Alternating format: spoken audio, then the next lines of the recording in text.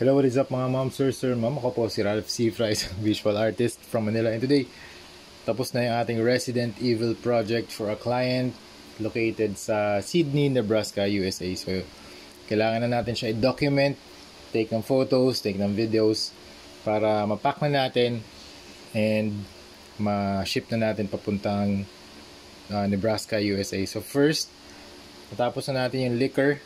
We are done with the liquor. Yung base figure nito ay McFarlane Toys Tyranid from the Warhammer 40,000 series or franchise or IP.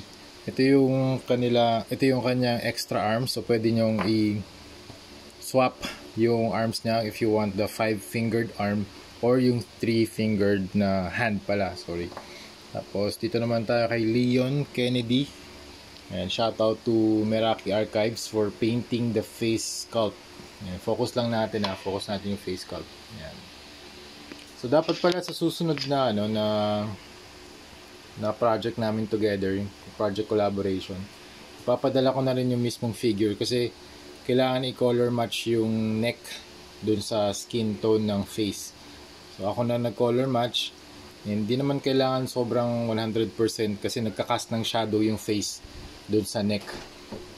Kasi super pale nung default na McFarlane Toys Yan. So yun yung gagawin namin in the future.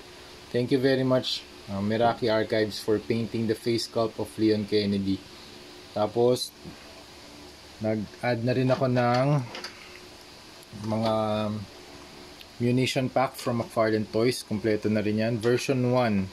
So we have the rocket launcher, ito yung submachine gun, naka-equip kay Leon. Tapos yung base figure pala nito, McFarlane Toys na Grifter. So ito yung face sculpt ni Grifter.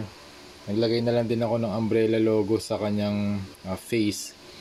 Tapos yung mga weapons niya, customized din na mayroong mga blood effects. Okay. Tapos dito naman ito libre na to mga ma'am sir kasi yung yung kanyang arm na sira.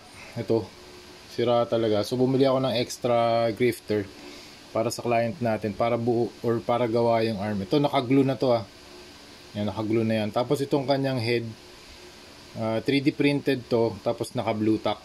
Naka-blue tack siya. Si Hank. Yan, Hank.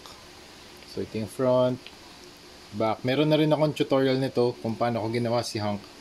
I think meron na nga ba? I-upload ko na lang din kung wala pa. I think titingnan ko muna dun sa CapCut projects natin. So we have the Leon, we have Liquor and Hank. Tapos si Hank meron din siyang mga extra weapons tsaka head sculpt. Ito yung head sculpt niya. Okay.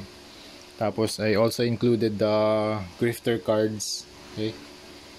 And then 3D printed na Resident Evil 4 logo from a supplier natin sa Facebook Marketplace. Ayun, Sir Eddie Ching, thank you.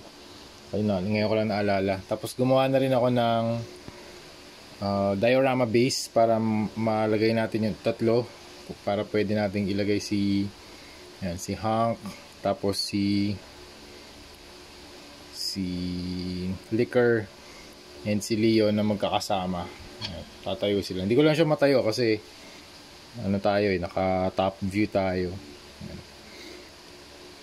Tapos yung another free figure kasi marami siyang pinurchase, yung Halo Infinite na customized din natin na infection ng virus. So magse-send, alam ko na send ko na rin yung pictures ito kay client natin. And bootleg lang to mga ma'am sir, bootleg tapos kinostomize natin. Okay. Tapos search nyo na lang Resident Evil custom repaint na Halo Infinite para makita nyo yung nasa loob niyan. Hindi ko na rin siya bubuksan kasi na-check ko na siya. So makikita nyo na lang yan sa YouTube projects natin. So that's it. Kompleto na yung ating Resident Evil project. We are done. So ipapak na natin to. Tapos i-inform ko na rin si client na ready na siya for shipping. Okay, shout out to my sponsors, Laruanan, Hero Paints, Blockies, Yolo Park, Savior Cool, Hobbylair PH, and Bro Depot. Thank you very much for watching and see you sa next video. Bye-bye!